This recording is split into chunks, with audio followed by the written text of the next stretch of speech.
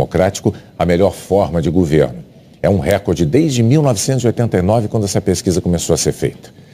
Nesta segunda-feira, em que os eleitores brasileiros já sabem quem serão os candidatos a disputar a presidência da República em segundo turno, tanto Jair Bolsonaro quanto Fernando Haddad aceitaram o convite do Jornal Nacional para se pronunciar sobre controvérsias que surgiram durante as campanhas eleitorais dos dois e que envolvem exatamente o futuro da democracia brasileira. E os dois candidatos concordaram que a ordem em que falariam seria sorteada aqui e é o que nós vamos fazer agora. Vamos então sortear. Vou misturar bem aqui os dois papéis. O primeiro a falar é Fernando Haddad. E o segundo que vai falar, está aqui, o segundo papel, Jair Bolsonaro. Candidato Haddad, boa noite, parabéns pela chegada ao segundo turno em segundo lugar. Antes de mais nada, nós gostaríamos que o senhor aproveitasse esse momento para uma saudação aos eleitores, numa mensagem de 2 minutos, a gente vai dar uma tolerância de 15 segundos. Bom, Renata, Bonner, é uma grande satisfação estar com vocês nessa noite. Telespectador, cidadão, cidadã brasileiros, uma grande satisfação estar no segundo turno com seu apoio. É uma honra poder participar de um segundo turno de uma eleição presidencial, situação em que nós vamos poder confrontar apenas 2 projetos. Vai ficar muito mais claro para você a natureza de cada um dos projetos. Nós, do lado da social-democracia, do estado de bem-estar social, que garante o direito do cidadão, que garante o direito do trabalhador, que cumpre a Constituição de 1988, que ampliou as possibilidades e as oportunidades. Um projeto que visa gerar empregos e oportunidades educacionais. Conforme eu tenho dito ao longo dessa campanha, eu que tenho apenas 20 dias de campanha e consegui atingir 29% dos votos, mais de 30 milhões de brasileiros e brasileiras confiaram no nosso projeto, eu tenho dito que uma pessoa tem que acordar e ter para onde ir. É como eu aprendi com meu pai. E isso exige do poder público oportunidades de emprego e de educação. É carteira de trabalho assinada numa mão e um livro na outra. Espírito desarmado em virtude do desejo de promover desenvolvimento com inclusão social. Nós não podemos pensar em outra natureza de desenvolvimento. Desenvolvimento para poucos não é desenvolvimento. A economia pode até crescer, mas ela não vai se estabelecer. O verdadeiro crescimento que nos interessa é aquele que é compartilhado com todos os brasileiros, sobretudo com os mais vulneráveis. É esse projeto de Brasil que nós queremos defender nesse segundo turno e o faremos com muita responsabilidade e com muito respeito a você, eleitor, eleitora. Candidato, o seu programa de governo prevê a convocação de uma Assembleia Constituinte para mudar a Constituição brasileira, a chamada Constituição Cidadã, que é o que garante a nossa democracia e que acabou de completar apenas 30 anos. Juristas dizem que a nossa Constituição, ela não permite a convocação de uma Constituinte, não há previsão para isso. Só há previsão de reforma por uma emenda constitucional e que precisa da aprovação de 3/5 dos deputados e dos senadores. E essas emendas, elas não podem mudar cláusulas pétreas. Essas não podem ser alteradas de jeito nenhum. Um outro ponto é que 10 dias atrás, o ex-presidente do PT, José Dirceu, disse ao jornal espanhol El País que não acreditava numa vitória eleitoral de Jair Bolsonaro e declarou o seguinte, abre aspas, dentro do país é uma questão de tempo para a gente tomar o poder. Aí nós vamos tomar o poder, o que é diferente de ganhar uma eleição. Fecha aspas. O que o senhor diria aos seus críticos que se preocupam com a democracia brasileira no caso do senhor se eleger presidente? Bom, em primeiro lugar, sobre a primeira pergunta, nós revimos o nosso posicionamento. Nós vamos fazer as reformas devidas por emenda constitucional. Quais delas? Em primeiro lugar, a reforma tributária. No Brasil, quem sustenta o Estado é o pobre, infelizmente. Quem paga mais imposto proporcionalmente à sua renda é o pobre. E os muito ricos não pagam absolutamente nada, pagam uma proporção muito pequena da sua renda. Essa reforma tributária será feita por emenda constitucional, que prevê, inclusive, a isenção de imposto de renda para quem ganha até 5 salários mínimos, uma proposta defendida por nós desde janeiro de 2018 e que contempla o nosso plano de governo. A segunda reforma importante é a reforma bancária. Não é possível continuar convivendo com essa concentração de bancos, com as taxas de juros que eles cobram do empresário que quer produzir e do consumidor que quer comprar no crediário. Se nós fizermos com que o juro baixe, o lucro do empresário sendo maior que o juro, as pessoas vão voltar a investir e vão voltar a contratar. E se nós diminuirmos os impostos da classe média e dos mais pobres, eles voltarão ao mercado de consumo e exigirão dos empresários que contratem força de trabalho para produzir mais. Essas duas medidas são essenciais para a retomada do crescimento e vão ter que ser feitas por emenda constitucional. A terceira emenda constitucional importante é o fim do congelamento de gastos que afetou drasticamente o investimento. Sobre a segunda pergunta, o ex-ministro não participa da minha campanha, não participará do meu governo e eu discordo da formulação dessa frase. Para mim, a democracia está sempre em primeiro lugar. Candidato, o senhor tem mais 30 segundos para se despedir.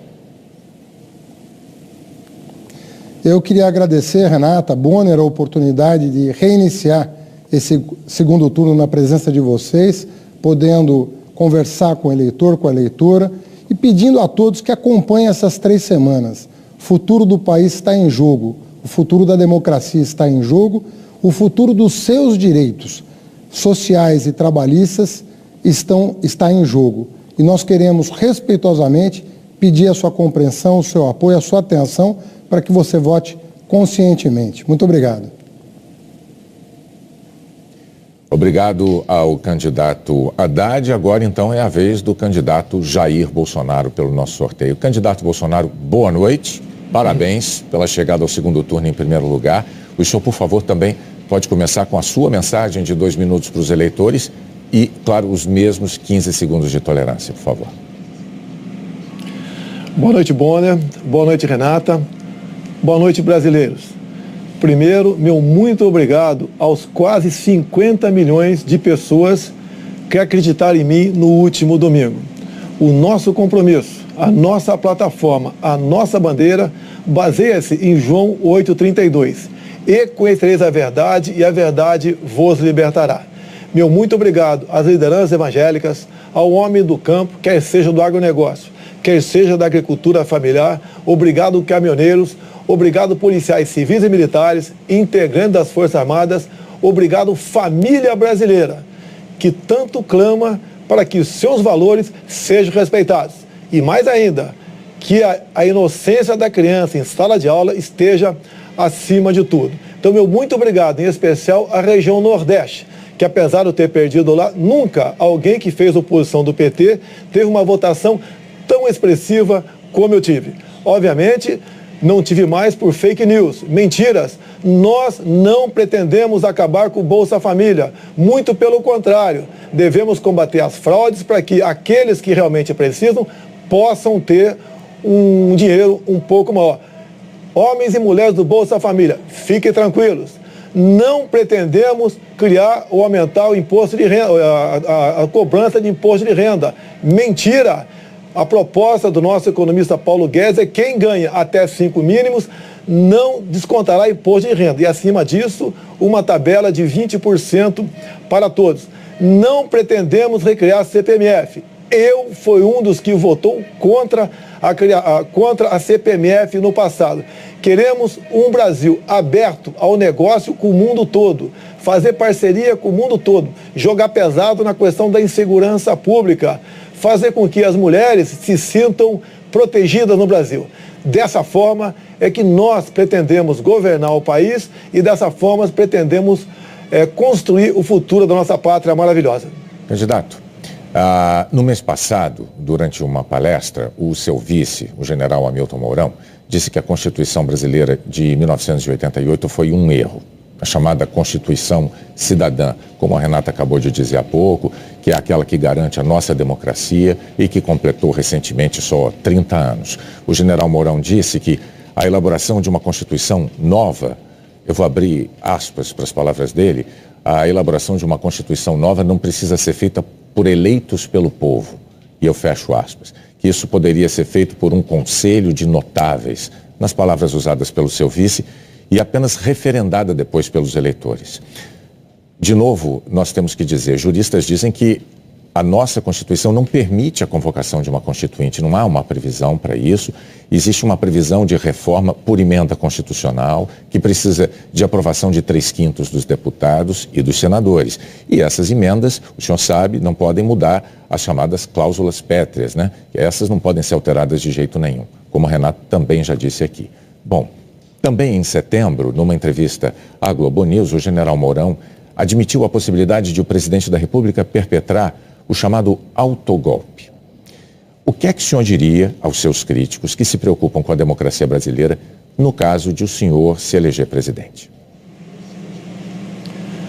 Ele é general, eu sou o capitão, mas eu sou o presidente. O desautorizei nesses dois momentos. Ele não poderia ir além daquilo que a Constituição permite. Jamais eu posso admitir uma nova Constituinte, até por falta de poderes para tal. E a questão de autogolpe, não entendi direito o que ele quis dizer naquele momento, mas isso não existe. Se estamos disputando as eleições, é porque nós acreditamos no voto popular e seremos escravos da nossa Constituição. Repito, o presidente será o senhor Jair Bolsonaro. Quem nos auxiliará? Sim, o general Augusto Mourão. E ele, Hamilton Mourão, e ele sabe muito bem da responsabilidade que tem por ocasião da sua escolha para ser vice. Nós queremos demonstrar com isso que precisamos sim ter um governo com autoridade e sem autoritarismo. Por isso nos submetemos ao sufrágio popular. E tenho certeza que uma vez eleito, o que falta um pouco ainda ao general Mourão é um pouco de tato, um pouco de vivência com a política. E ele rapidamente se adequará à realidade brasileira e à função tão importante que é dele. Já Augusto Mourão, agradeço a sua participação, mas nesses dois momentos ele foi infeliz. Deu uma canelada. Mas repito, o presidente jamais autorizaria qualquer coisa nesse sentido. Candidato, o senhor ainda teria 30 segundos para complementar a sua resposta. O senhor abre mão deles? Eu posso complementar. Quando você fala em Constituição, uma Constituinte, não podemos admitir isso, até porque não teríamos autoridade para tal. Vamos manter e sermos escravos da nossa Constituição. Algumas propostas pontuais, sim, poderíamos propor, como, por exemplo, a redução da nossa maioridade penal que o povo quer e deseja. Candidato, então agora o senhor tem mais 30 segundos para se despedir dos eleitores. Vamos pacificar e unir o povo brasileiro, sob a bandeira verde e amarela, sob o nosso hino nacional, juntando todos que foi dividido no passado pela esquerda. Dessa forma, podemos mais que sonhar, temos a certeza que faremos um Brasil diferente do que foi feito até o momento. Não aceitaremos o toma lá da cá e nem imposição partidária para escolher o nosso time de ministros. Será um time, aí sim, de notáveis, competentes e com autoridade para buscar o que é melhor para o Brasil e não para agremiações político-partidárias. Candidato Jair Bolsonaro, muito obrigado também ao senhor pela participação no Jornal Nacional. A seguir, os estados que já elegeram governadores no primeiro turno. E os que só vão conhecer seus governantes no dia 28, no segundo turno.